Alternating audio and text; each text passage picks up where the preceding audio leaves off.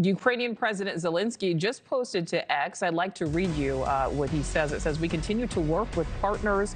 We have already had talks and other steps to come soon. It is very important that we try to make our diplomacy really substantive to end this war the soonest possible.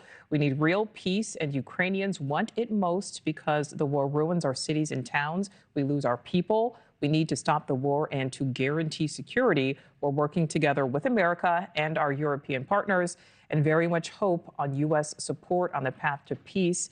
Peace is needed as soon as possible." So I'd like to welcome in now the deputy chief editor at the Kyiv Independent, Oleksiy Sorokin. Oleksiy, thank you so much for your time. So first, we're seeing now Ukraine's president with this social media post. I'd like your reaction to what he is saying just moments ago, as well as reaction to some of the calls that we heard initially after that Oval Office meeting for Zelenskyy to potentially step down. First of all, thank you for having me. Concerning the latest post by President Zelenskyy, everybody in Ukraine and in Europe know that obviously Ukraine, to have a real chance on the battlefield, will require American support. So despite the fact that in Ukraine and across Europe, everybody supports Zelenskyy, everybody still understands that there should be some kind of step from the Ukrainian side towards the American side to potentially repair these relationships.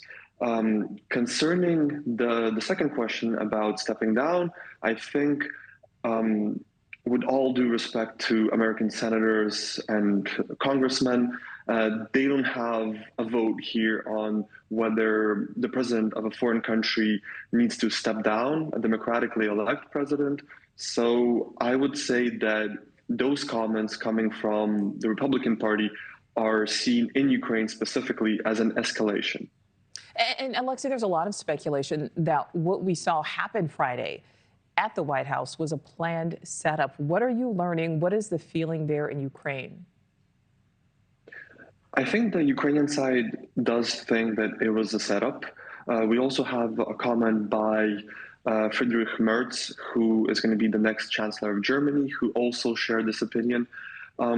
It looked like President Trump and Vice President Vance were deliberately hostile towards the Ukrainian president, even from the initial meeting near the doorsteps of the White House when President Trump commented on how Zelenskyy was dressed.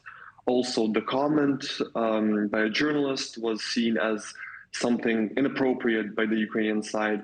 So there's currently ongoing discussion in Kyiv that those events were pre-planned, and obviously we would not expect the Ukrainian side to visit Washington anytime soon. All right, so let's talk about, Oleksiy, what we heard from the National Security Advisor today. Mike Waltz was on Fox News, basically says that President Zelenskyy needs to publicly commit to peace.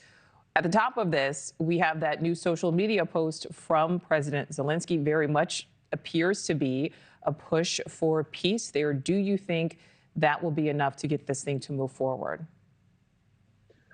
Unfortunately, it's really hard to understand what the White House is thinking.